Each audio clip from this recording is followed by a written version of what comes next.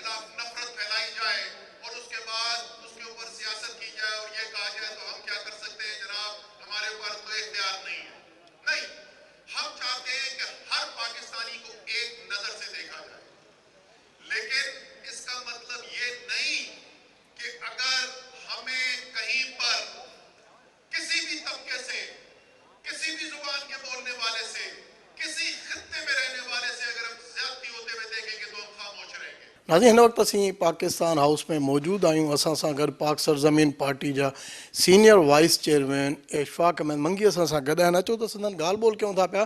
अॼु पंहिंजो जेको टॉपिक आहे उहो आहे त जमायत इस्लामी गुज़िरियल 30 ॾींहंनि खां एहतजाज ते वेठल ई पाकिस्तान पीपल्स पार्टी जा चूंडियल नुमाइंदा उन्हनि वटि पहुता, उन्हनि एहतजाज ख़तमु करे छॾियो आहे। MQM तरफ़ां बि एहतजाज कयो वियो हो, रेड ज़ोन में दाख़िल थिया हुआ ऐं ख़ासि करे 30 जनवरीअ ते पाक सरज़मीन पार्टी जेको एहतजाज करणु वञे पई, जेको मिलियन मार्च आहे, उन वाले सां अचो त पाण इशफाक मंगी सां ॻाल्हि ॿोल कयूं था। अस्सलाम वालेकुम। जी वालेकुम सलाम। सभ खां पहिरियां त ॿुधाइजो त हीउ जेको मकानी कानून आहे पाण उन ते पाण चवंदा जहिड़ो हले पियो अञा ताईं ख़तमु नाहे थियो। जमायत इस्लामी 30 ॾींहंनि ताईं मुसलसिल एहतजाज ते हुई। गुज़िरियल ॾींहुं राति जो उन्हनि एहतजाज ख़तमु करे छॾियो आहे।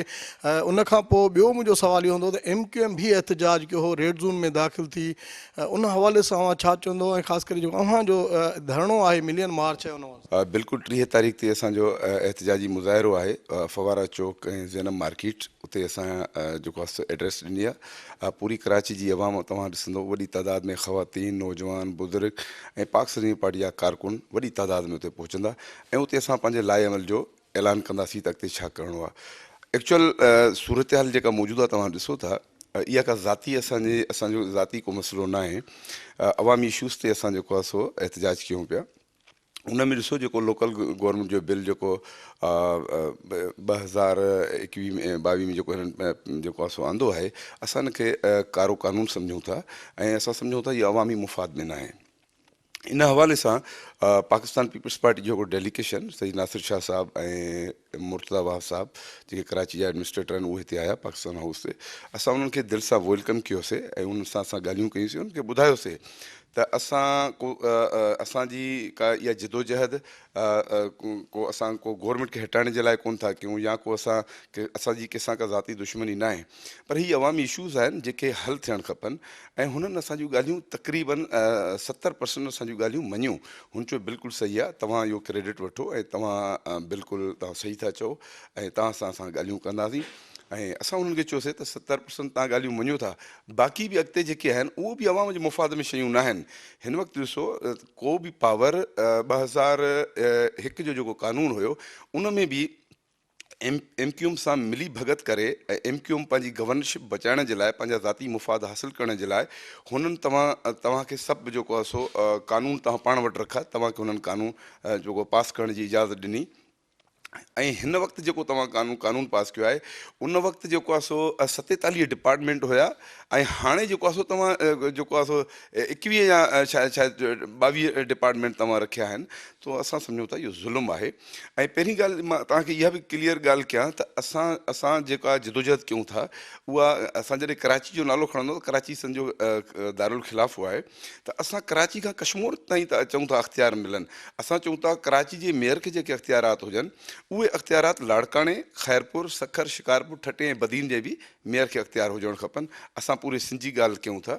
मुस्तफ़ा कमाल साहब असां लीड करे पियो शाह साहब खे ऐं मुर्तज़ा वाहब साहब खे, ऐं असां वेठा हुआसीं उन जेको आहे सो डेलीगेशन सां गॾु। जमायत इस्लामी जा जेके ख़दशा हुया उन्हनि में अव्हां जे ख़दशनि में अञा को फ़र्क़ु आहे? जीअं जमायत इस्लामी ॿुधायो त वाटर बोर्ड जो चेयरमैन हूंदो, वाइस चेयरमैन हुयो, चेयरमैन बि जेको आहे सो मेयर खे मिलंदो। कुझु अख़्तियारात ॿिया हुया जेकी राति उन्हनि जा तस्लीम कया हुन जी शायदि उन ते लिखत बि थिए, सेम आहिनि या अञा को फ़र्क़ु आहे जंहिंजे करे अव्हांजो मिलियन मार्च जेको आहे सो कोन पियो रुकिजे? ॾिसो जमायत इस्लामी राति जे अंधेरे में हुननि जी पंहिंजी ज़ाहिरी हुनजो पंहिंजो नैरेटिव आहे, हुनजी पंहिंजी पार्टी आहे, हुनजो पंहिंजो मौक़िफ़ आहे। पीपल्स पार्टी हुननि खे अलाए कहिड़ो लोलीपॉप ॾिनो आहे। ॾिसो हुजणु त ईअं खपे आहे त सुबुह जो जेको आहे सिंध असेंबली जो इजलास घुराइनि हा ऐं उते जेको आहे सो हीउ कानून पास करनि हा। जॾहिं कानून पास करनि हा त उन में जेका एग्रीमेंट उन में जेका शइ अचे हा त उहो अवाम खे ख़बर पइजी वञे हा त कहिड़ो कानून पास कयो आहे। बाक़ी जेके अख़्तियारात उन ते असां ॻाल्हायूं।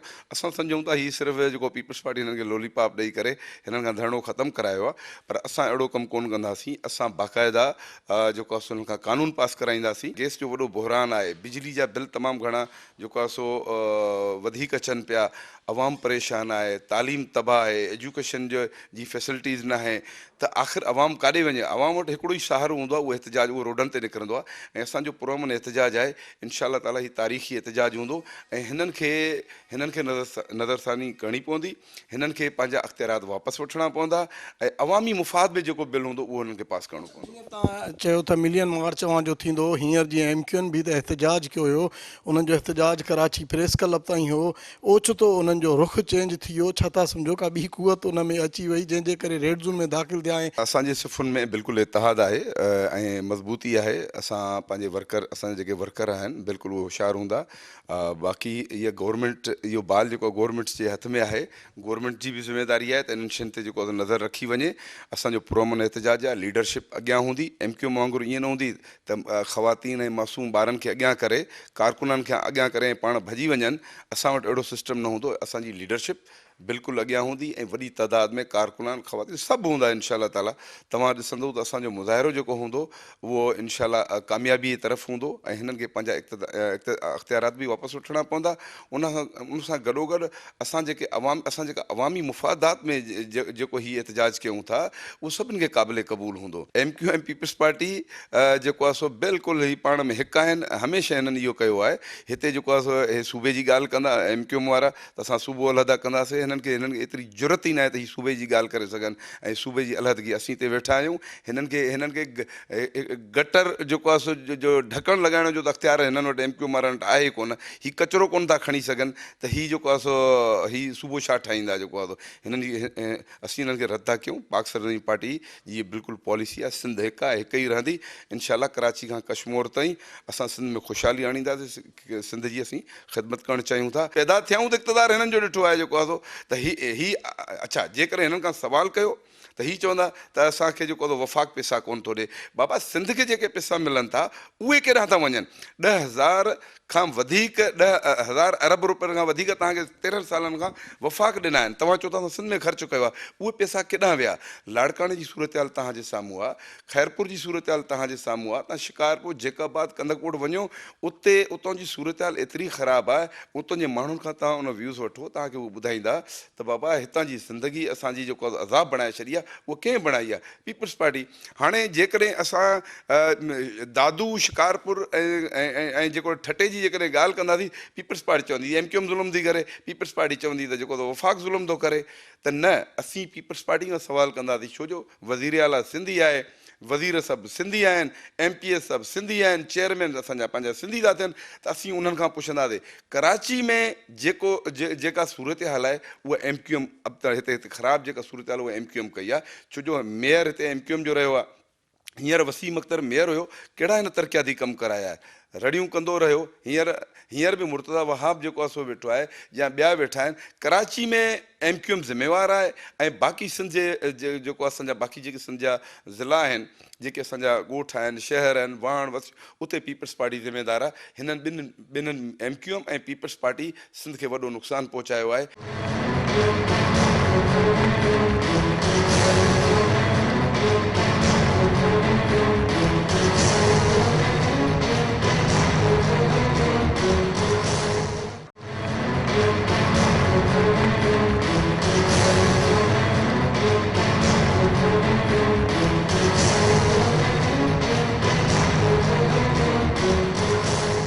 नाज़रीन, हिन वक़्तु असां सां गॾु जमायत इस्लामी कराची जा नायब अमीर उसामा रज़ी असां सां गॾु आहिनि। अचो त संदन ॻाल्हि ॿोल कयूं था पिया त 29 ॾींहंनि ताईं धरणो जेको आहे उहो जारी रहियो। नेठि जेको आहे सो वॾे वज़ीर तरफ़ां हिकिड़ी टीम मोकिली वई। गुज़िरियल राति जो देरि सां उन्हनि सां ॻाल्हि ॿोल थी। 29 ॾींहंनि दौरान कुझु बैनर्स बि लॻा, कुझु माण्हुनि कावड़ जो इज़हार बि कयो। अचो त पाण ॻाल्हि ॿोल कयूं था। उसामा रज़ी, अस्सलाम वालेकुम। जी वालेकुम सलाम। क्या कहेंगे? 29 दिन तक जो है वो एहतजाज आपका जारी रहा। 29 दिन तक सुबह और शाम, दिन रात, सख्त मौसम में, बारिश में, सर्दी में एक ऐसी सियासी जद्दोजहद की तारीख़ रकम हुई है कि जिसने पूरे सिंध के अवाम का मुकदमा लड़ा है। सिंध के हर छोटे बड़े शहर का मुकदमा लड़ा है और निचली सतह पर जमहूर के इख्तियारात को मुंतकिल करने की एक जंग थी, जिसमें अल्लाह तबारक व तआला ने बड़ी बरकत दी, इसमें कामयाबी अता की। हम इस पर अल्लाह ताला का शुक्र अदा करते हैं और ये आवाम की बहुत बड़ी फतह है। मैं सिंध के तमाम आवाम का और अहल कराची का उनका शुक्रिया अदा करता हूँ। काला कानून कहते रहे 29 दिन तक तो वो रहा, आखिर वो सफ़ेद कैसे हो गया? क्या कहेंगे उस हवाले से? कौन सी बातचीत हुई मेयर को बाख्तियार बनाने के हवाले जी जी जी बिल्कुल। काला कानून ये इसलिए था कि जो 2013 में जो किसी हद तक जो इख्तियारात थे इस एक्ट में, 2021 के एक्ट में, वो भी वापस ले लिए गए थे। बिलखुसूस उसमें तालीम के तमाम शोबे, सेहत के तमाम शोबे, और इसमें जो मुख्तलिफ बोर्ड्स थे, वाटर बोर्ड है, सेवरेज बोर्ड है, ये इस तरह के जितने इदारे थे वो सल्ब कर लिए गए थे, वो भी वापस ले लिए गए थे। और हैरत हो रही थी कि पीपल्स पार्टी ने क्यों वापस लिए? ये तो म्यूनसिपलिटी के इदारे हैं, इनको तो शहरी हुकूमत को मुंतकिल होना चाहिए काम। दुनिया भर में जो है म्यूनसिपल का काम जो है वो शहरी हुकूमत करती है, मेट्रोपॉलिटन कॉरपोरेशन करती है, कॉरपोरेशन करती है। उन्होंने क्यों वापस लिए? और इससे तो जमहूरियत को कमज़ोर कर रहे हैं, इससे तो हुक्मरान तबके को मजबूत कर रहे हैं, इसके ज़रिए आप देही और शहरी तफरीक पैदा कर रहे हैं, इसके ज़रिए तो वो सारे फसादात पैदा हो रहे थे। इसलिए कहा गया था कि ये कोई कानून साजी नहीं है, ये काला कानून है। अल्हम्दुलिल्लाह इस जद्दोजहद के ज़रिए पीपल्स पार्टी ने जिस तरह से इन चीज़ों को वापस लिया है, वादा किया है, हम उसको अप्रिशिएट भी करते हैं। और मैं ये बात भी कहता हूँ कि हम सिर्फ यहीं तक महदूद नहीं हैं, हमारे जो मुतालबात हैं वो एक मुकम्मल बाइख्तियार शहरी हुकूमत का क़याम है, ताकि यानी जो सूबाई खुद मुख्तारी के बाद इख्तियारात आवाम को मुंतकिल होने चाहिए निचली सतह के ऊपर, तहसीलों में, शहरों में, गाँव की हद तक मुंतकिल होने चाहिए। आवाम को बाइख्तियार होना चाहिए, आवाम के ऊपर ये जागीरदाराना जबर ख़त्म होना चाहिए। पार्टी बाज़ औक़ात कहती रही कि एक ही सीट है जमायत इस्लामी की, इतने दिनों से उनका धरना जारी है, तो एक सीट पे वो क्या बात करेंगे? आप वही जमायत इस्लामी है जिससे उन्होंने बातचीत की, तो इस सवाल से क्या कहेंगे? और मुख्तलिफ जो पार्टीज़ के रहनुमा है उनका भी कहना है कि रात के अंधेरे में जमायत इस्लामी और पीपल्स पार्टी का क्या मुआहदा हुआ, लगता है कि जमायत इस्लामी को मामू बना दिया। देखिए, बात यह है कि चूँकि हमारा जो सियासी स्टफ़ है वो साजिशों की बुनियाद के ऊपर अपनी चीज़ें आगे बढ़ाता रहा है, तो इसकी वजह से भी ये इस तरह की बातें उनके जहन में ये अच्छी बात आ ही नहीं सकती है, कोई सेहतमंद सियासी ख्याल आ ही नहीं सकता है। भाई जो भी चीज़ हुई है रात में हुई, सियासी जद्दोजहद तो रात में होती है। हम तो सारी रात धरना दे रहे हैं, 24 घंटे धरना दे रहे हैं, आप तो 24 मिनट के लिए निकलने को तैयार नहीं है। आपके पास 24 से ज़्यादा सीटें असेंबली के अंदर मौजूद हैं, आप ना लीपने के साबित हुए ना पोतने के साबित हुए। हम तो 3.5 करोड़ आवाम की नुमाइंदगी कर रहे थे, हमारे पास एक सीट भी नहीं है, लेकिन 3.5 करोड़ आवाम की आवाज़ कौन था? सिंध के 7 लाख आवाम की आवाज़ कौन बना? इसका ताल्लुक सीटों से नहीं है। सीटों की जो सियासत है सब जानते हैं, सीटें कैसे मिलती हैं और किसको मिलती हैं और किन चीज़ों के ऊपर मिलती हैं। दूसरी बात यह है कि जो कुछ भी हुआ है, चाहे रात की तारीकी में हुआ हो या दिन की रोशनी में हुआ हो, आज हम दिन की रोशनी में यहाँ बैठे हैं, रात की तारीकी में भी रात रोशन थी वहाँ पे, अल्हम्दुलिल्लाह और रोशन हुई है, मज़ीद रोशन होगी। और वो पूरा मुआहिदा सामने, मीडिया के सामने, मीडिया मौजूद था, यानी लाखों लोग उस वक्त रात के वक्त टेलीविज़न के ऊपर उस पूरी कार्रवाई को देख रहे थे। आप क्या बात कर रहे हैं? आपको शर्म आनी चाहिए ऐसी बात कहते हुए। हमने कोई ऐसा मुआहिदा नहीं किया है कि जिसको हम बता नहीं रहे, जिसको हम गुनाह की तरह छुपा रहे हैं। पूरा मुआहिदा नासिर हुसैन शाह साहब ने पढ़कर सुनाया है, लाखों लोगों के सामने पढ़कर सुनाया है, उसको कबूल किया है, उसका एतराफ़ किया है। तो इसलिए मैं समझता हूँ कि ये खिसियानी बिल्ली है, खम्भे नोच रहे हैं। इन्होंने कुछ भी नहीं किया, इन्होंने सिवाय सौदागरी के सिंध के अवाम का सौदा किया है, कराची का सौदा किया है, और इन्होंने जो है वो लूट खसूट की सियासत की है। और इनकी ये बात समझ में ही नहीं आती कि लूट खसूट के बगैर भी कोई मतलब आवाम के लिए भी कोई सियासी जिद्दोजहद हो सकती है। मैं समझता हूँ एक बिल्कुल नया मंजरनामा तुलू हुआ है। जमात इस्लामी ने आवाम को सियासी अमल के अंदर एक बहुत बड़ा किरदार अदा किया है। मैं 3.5 करोड़ लोगों का और सिंध के पूरे अवाम का शुक्रिया अदा करता हूँ। ये कराची से लेकर सखर तक के लोगों की जंग थी ये, और मैं शुक्रिया अदा करता हूँ सिंध के उन तमाम शहरों में जिन्होंने बाहर निकल के हमारे इस धरने की हिमायत की, और उन्होंने उस प्रोपेगेंडे को ख़त्म कर दिया कि ये लिसानी सियासत है। ये लिसानी सियासत नहीं है, ये जालिम तबकात के मुकाबले में कमज़ोर तबकात की जंग थी, जंग है। और जितने मुतालबात अभी बाकी हैं हम उसके ऊपर तहरीक जारी रखेंगे, हमने कॉम्प्रोमाइज़ नहीं किया है। बकिया मामू बना दिया, चच्चा बना दिया, ये कर दिया। आप कोई मुतय्यन बात कीजिए, आप सियासी लोग हैं, जुमलेबाजी नहीं करें। आप अपनी खिसियाहट को छुपाने के लिए इस किस्म के चीज़ों की आड़ न लें, मुतय्यन बात करें कि हमने क्या गलत किया है, क्या सही किया है। अच्छा, पीपल्स पार्टी अगर दोबारा से मुकर जाती है, उनका यू टर्न तो रहा है, माजी में भी रहा है, क्या समझते हैं कि दोबारा से कोई एहतजाज, कोई तहरीक चल सकती है? देखिए, हमारे जो पीपल्स पार्टी के दोस्त हैं वो जमात इस्लामी को जानते हैं और हम भी पीपल्स पार्टी को जानते हैं। हम समझते हैं कि पीपल्स पार्टी जमात इस्लामी के साथ जो मामला कर रही है या उसने किया है, उसमें वो कोई दगाबाजी, कोई धोखेबाजी, कोई यू टर्न वाली बात मैं नहीं समझता कि पीपल्स पार्टी इस किस्म के किसी कल्चर को अडॉप्ट करेगी, उसको फ़रोग देगी। उसका नुकसान होगा पीपल्स पार्टी को। मैं पीपल्स पार्टी के साथियों से ये भी कहता हूँ कि आपने इतनी ताख़ीर की, देर आयत दुरुस्त आयत, कोई बात नहीं, लेकिन इसका आपको पॉलिटिकली नुकसान हुआ है, इसलिए कि आपका तासुर ख़राब हुआ। तो अगर ये आइंदा इस किस्म की कोई चीज़ करेंगे तो ये सिंध को भी, यानी अभी इनका सिंध कार्ड जो है वो टिश्यू पेपर बन गया है, ये ख़त्म हो जाएगा अगर ये इस तरह की चीज़ करेंगे। सिंध के अवाम देख रहे हैं, मैं आपसे वसूख से कह रहा हूँ कि सिंध का आम शहरी बहुत ज़्यादा बाशऊर हो गया है। वो पीपल्स पार्टी की अगर उसने की, मैं अभी ये बात कहना क़ब्ल अज़ वक्त समझता हूँ, हम उन पर एतमाद कर रहे हैं, एतबार कर रहे हैं, और मैं समझता हूँ वो इस पर पूरे उतरेंगे। जी, इन वक्त असां सां गॾु मुतहदा क़ौमी मूवमेंट पाकिस्तान जो MPA अंगूड़ो सूबाई वज़ीर मोहम्मद हुसैन असां सां गॾु आहे। अचो त ॻाल्हि ॿोल कयूं था पिया। गुज़िरियल राति जेको आहे जमायत इस्लामी ऐं पीपल्स पार्टी तरफ़ां जेके ॻाल्हि ॿोल थी आहे, जंहिंमें मेयर खे बाख़्तियार बणाइण जूं ॻाल्हियूं कयूं वयूं आहिनि, उन हवाले सां साईं जन छा था चवनि? अस्सलाम वालेकुम। वालेकुम अस्सलाम। ये बताएं कि गुज़िश्ता रात देर से जो है ना, लेट नाइट भी हम कह सकते हैं कि पाकिस्तान पीपल्स पार्टी और जमायत इस्लामी में कुछ बातों पे इलाक़ हो गया, उन्होंने एहतजाज ख़त्म किया, तो क्या कहेंगे?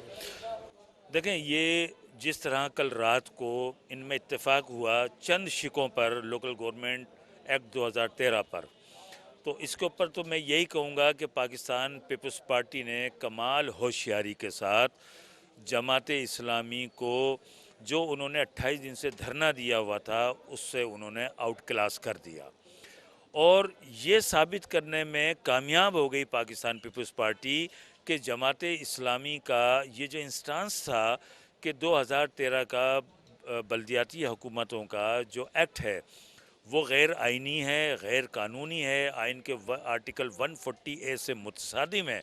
ये जो कहना था जमात इस्लामी का, कल चंद नुकात को मान जाना और उसके साथ साथ पूरे 2013 के बल्दियाती एक्ट को मान जाना, ये उनकी शिकस्त है कि जो ये कहते थे उससे ये मुनरिफ हो गई जमात इस्लामी से आज हमारी बात हुई है। उनका कहना है कि जो कवानीन में तरमीम करवाना थी मेयर को बाख्तियार बनाने में, जैसे वाटर बोर्ड का चेयरमैन था, उन्होंने तो को चेयरमैन किया था, हमने को चेयरमैन का बताया था, और इसको हेल्थ जो है वो भी मेयर के हवाले करने के हवाले से की।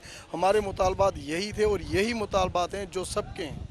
देखें, ये मुतालबात नहीं थे, आप इनकी तकारीर उठा के देख लें, इनके शहर में लगे हुए बैनर देख लें कि 2013 का सिया कानून, तो ये 2-4-5 शिकें तो 2013 का कानून नहीं है ना, 2013 का तो पूरा एक इतनी मोटी बुक है, पूरा एक कानून। बहरहाल मेयर को बाइख्तियार बनाने के लिए डिवोल्यूशन ज़रूरी है, ये सिर्फ पोस्टिंग नहीं कि यहाँ का चेयरमैन बना दो, यहाँ का को चेयरमैन बना दो, यहाँ के जो कुछ इख्तियारात हैं, थोड़े से इख्तियारात में इनका हिस्सा बढ़ा दो, ये नहीं। डिवोल्यूशन चाहते हैं हम MQM पाकिस्तान और दीगर सियासी मज़हबी पार्टियां जो हमारे साथ खड़ी हैं, हम मुकम्मल तौर पर डिवोल्यूशन चाहते हैं। जिस तरह सूबाई हुकूमत अपने सूबों के इंतज़ामी, माली और सियासी मामलात चलाने में बाइख्तियार है, इसी तरह हम चाहते हैं कि पाकिस्तान के आइन के मुताबिक 3rd year of government, local government भी बाइख्तियार होनी चाहिए। लोकल टैक्सेस का तमाम इख्तियार उनके पास होना चाहिए। फ़ंड्स की डिस्ट्रीब्यूशन, फ़ंड्स का ख़र्च करना उनके इख्तियार में होना चाहिए। इसी तरह इंतज़ामी मामलात, लोगों को अपॉइंट करना, पोस्टिंग करना, प्रोमोशन करना उनका इख्तियार होना चाहिए। इसी तरह पॉलिटिकली जो इलेक्शन होते हैं, इलेक्शन होकर लोगों को काउंसिल के अंदर आना, उनका इख्तियार होना चाहिए। ये पोस्टिंग नहीं होनी चाहिए मेयर की और चेयरमैनों की या UC चेयरमैनों की। हुसैन भाई, ये बताएं कि गुज़िश्ता रोज़ एहतजाज हुआ, बकुल आपके पुरअमन एहतजाज था, पुरतशद्दुद उसे बनाया गया, तो ये प्रेस क्लब जाना था, अचानक ये CM हाउस कैसे चला गया? और कुछ हवाएं गर्दिश कर रही हैं कि वहाँ पे मुत्तहिदा लंदन के कुछ आगे थे लोग, उन्होंने सारा वायुमंडल कर दिया। नहीं, ये तो एक प्रोपेगेंडा है। देखें, हमने दरख्वास्त दी डिप्टी कमिश्नर साउथ को कि हम प्रेस क्लब पर एहतजाज करेंगे, ये हमारी दरख्वास्त थी। उनको हमने मुतला कर दिया था।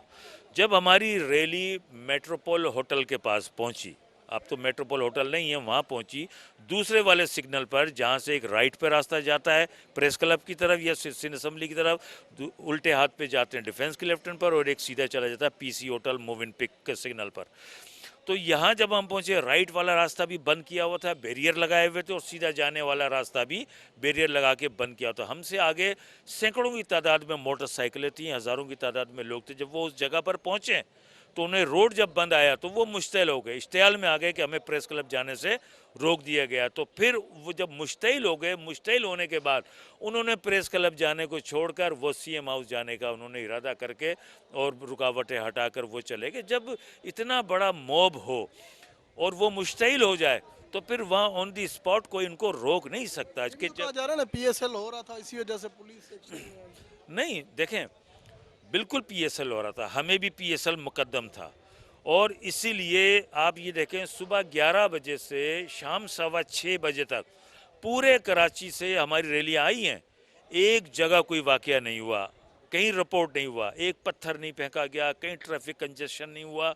लेकिन अगर पाकिस्तान पीपल्स पार्टी यानी सिंध हुकूमत को ये ख्याल होता होटल में नेशनल और इंटरनेशनल प्लेयर्स क़याम पजीर हैं, यहाँ से उनको मूव होना है, तो भाई उनकी तो और ज़्यादा जिम्मेदारी बनती थी कि जब वहाँ पर मॉब खामोशी से बैठा हुआ था, खामोशी से धरना दे रहा था, उस वक्त नमाज पढ़ने का बाकायदा ऐलान हो रहा था, अचानक उन्होंने धावा बोल कर, लाठी चार्ज करके, आंसू गैस का बेदखल इस्तेमाल करके, गाड़ियों पर हमले करके, गाड़ियों को तोड़ फोड़ करके उन्होंने अनारकी फैलाई। और उस वक्त भी आप देखिए कि एमक्यूएम के कारकुनों ने, वर्करों ने, हमदर्दों ने वहाँ कोई हंगामा आराई नहीं की, कोई ट्रैफिक पर हमला नहीं किया, ट्रैफिक को नहीं रोका, कोई कंजेशन नहीं किया, कोई तोड़ फोड़ नहीं की इसके रिएक्शन में, इसके जवाब में। वरना हज़ारों लोग चाहते वहाँ बहुत कुछ कर सकते थे। पूरी क़यादत ने सबको ये कह दिया कि तमाम लोग प्रेस क्लब चलें, हम प्रेस कॉन्फ्रेंस करेंगे। अच्छा, दूसरी बात ये, चलें यहाँ तो पीएसएल था, होटलों में नेशनल इंटरनेशनल जो खिलाड़ी थे वो क़याम पजीर थे, उसकी वजह से इन्होंने एक्शन लिया। टंडोलियार में क्या हुआ? टंडोलियार में भी पीएसएल था, टंडोलियार में भी ये सूरत हाल थी। जो वहाँ की ख़वातीन, नहती ख़वातीन पर जिस तरह हमला किया गया, मारपीट की गई, आपके मीडिया चैनलों ने दिखाया ना सारा, किस तरह डंडों से, लाठियों से, बटों से, लातें घूसे मार के गाड़ियों में ठूस ठूस के लेकर के गए। क्या वहाँ पे भी पीएसएल था? नहीं। ये पाकिस्तान पीपल्स पार्टी की जुल्म बर्बरियत की रिवायत है, ये इनकी तारीख़ है। ये खाली कराची हैदराबाद नहीं, अंदरून सिंध की क्या हमें दास्तानें नहीं पता हैं? अंदरून सिंध गरीब हारी किसानों के साथ रोज़ाना वहाँ पर क्या बीतती है, किस तरह निजी जेलें बनाई हुई हैं, गरीबों को मारना पीटना, तशद्दुद करना, ये इनकी रिवायत है। इसलिए कि जो ये इनको पीपल्स पार्टी दिखाने को जमहूरी जमात है, इनके ऊपर वडेरा गैंग मुसल्लत है। और इस वक्त सिंध हुकूमत का जो मिलिटेंट विंग सिंध पुलिस है, उसमें तमाम डाकू और मुल्क दुश्मन लोगों को इन्होंने भर्ती किया हुआ है, और उसी की बुनियाद पे अंदरून सिंध हमारे सिंधी भाई इनके मजालिम का शिकार हैं, शहरों में शहरी इनके मजालिम का शिकार है। ठीक है। अब तो नाज़रीन, पाण मजमूई तौर ते मकानी कानून 2021 बाबत जेकी हुकूमत तोड़े मुखालिफ धुर मेंबरनि सां ॻाल्हि ॿोल कईसूं, जॾहिं त असद उमर जी तकरीर भी अव्हांखे ॿुधाईसूं। असद उमर जेको वफ़ाक़ी वज़ीर आहे, उन जो चवणु आहे त हाणे पीटीआई सिंध में कमु करे ॾेखारींदी। मुतबादिल पीटीआई आहे सिंध में, पाकिस्तान पीपल्स पार्टी अवाम खे कुझु बि न ॾिनो आहे। हू सिंध में भी पंजाब ऐं केपी जहिड़ो कानून चाहिनि था, जेको मकानी कानून आंदो वियो आहे, ऐं हाणे हू पंहिंजो हक़ जेको आहे उहो खसे वठंदा। जॾहिं त पीपल्स पार्टी सां लाॻापियल सिंध हुकूमत जे तर्जमान मुर्तज़ा वहाब सां जेका ॻाल्हि ॿोल कईसूं, उन जो चवणु आहे त ही कानून जेको जोड़ियो वियो आहे उहो अवाम दोस्त आहे, जमायत इस्लामीअ सां जेकी कानून बाबति जेका ॻाल्हि ॿोल कई आहे हू अॼु बि उन ते क़ाइमु आहिनि, उन तरमीम कई वेंदी। जमायत इस्लामी जा ख़दशा जेके आहिनि उहे दूर कया विया आहिनि। बाक़ी जेकी माण्हू चवनि था रिश्तनि जी ॻाल्हि कनि था त रिश्ता ठहणु हिकिड़ो सुठो अमल आहे, उहो मामे जो हुजे, भाणेजे जो हुजे या की ॿिया रिश्ता हुजनि, उहो बहितर अमल आहे। PSP जी पाण जेकॾहिं ॻाल्हि कयूं त PSP बि जेको आहे सो मिलियन मार्च में आहे, उन मिलियन मार्च कयो आहे।